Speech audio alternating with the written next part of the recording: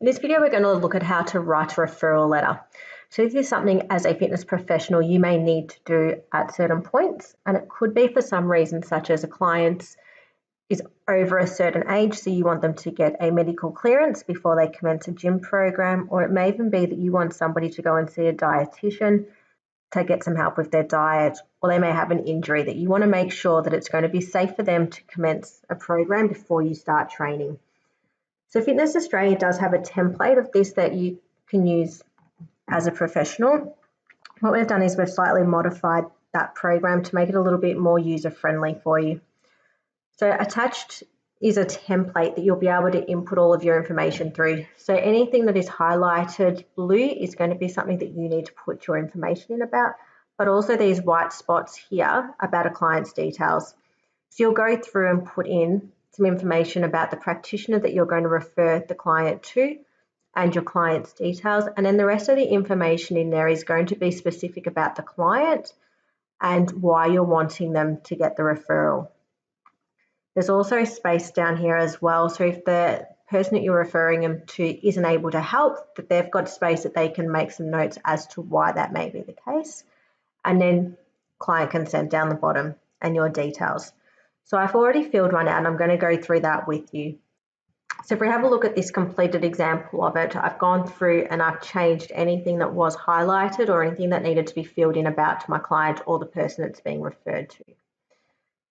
So I've gone through and I've put in my business logo and the name of the fitness centre that I'm working at, and then gone through the following details. So the person that I'm going to be making the referral to is Jane Smith, and Jane Smith works at the Sanctuary Medical and Rehabilitation Centre, and I've got the address and details there. My client is John Lowe, date of birth 21st the 7th 64, which is going to put this person into that older adult category, and their address and details. So the referral date is going to be the 1st of May 2019. This will be whatever date it is that you're doing. Dear Dr. Smith, okay, so I'm using the doctor that I'm making the referral to, and the information is about John Lowe, okay, so that's our client. So then I've gone through and changed things to suit what I need to write. So our client, John Lowe, is presented to our facility with the goal of increasing his fitness and decreasing body fat. Mr. Lowe's information and measurements recorded during pre-exercise screening include the following. So all of this information I've taken directly off their pre-screening form. So they're not doing any exercise currently, has a resting heart rate of 92, blood pressure of 150 on 90, their weight is 104 kilos, BMI 32.6, and waist circumference is 100 centimetres. Going down, I've also put in other notes. So this is the additional notes that you've found out through your screening, and these are going to pretty much be your indications of why you're going to refer this person on.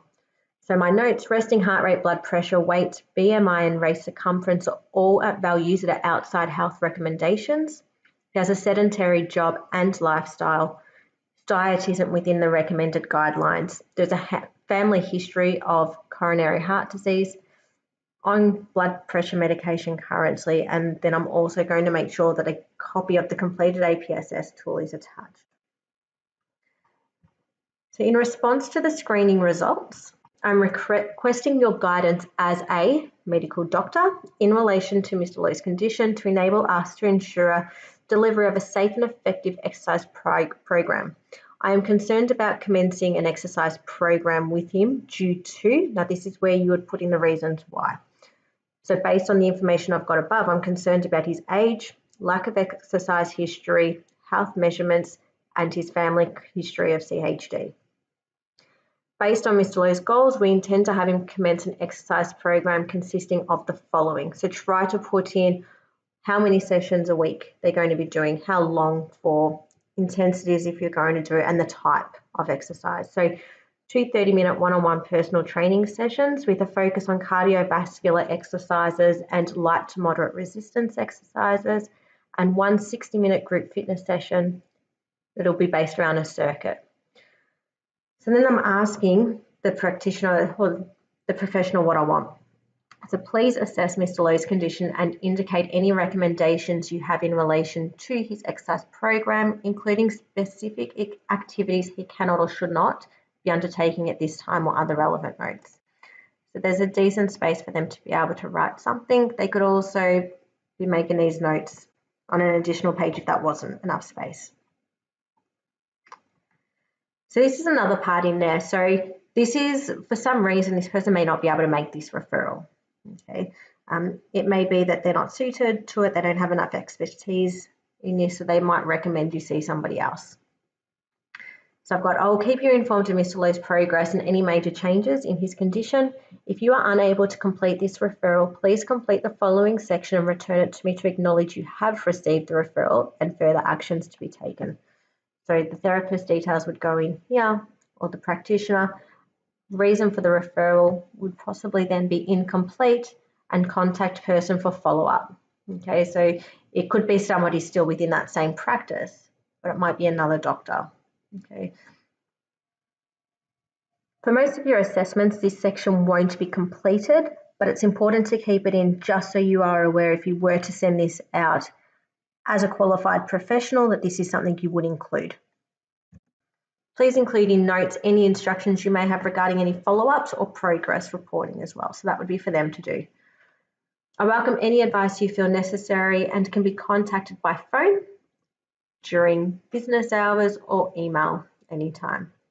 So in the client consent, I give permission for my professional to communicate with the referring practitioner and or my GP regarding health status and my progress relating to the exercise program. So you would then get your client to put their name in, sign it, and date it. Now remember, you are unable to create a referral and refer somebody on without the client's permission. Okay, so that must be completed. Then yours sincerely and put in your details. Okay, so I've got signature, said that my name is Anthony Neal, the business that I'm at, VFA Fitness Centre, phone number, email, address, and then the opening hours as well. So they know that during those business hours, that's when I can be reached. So then this will be then used as your template for various assignments that you're needing to do regarding referral letters. If you have any questions on this, please feel free to chat with your trainer and they'll be able to provide further guidance.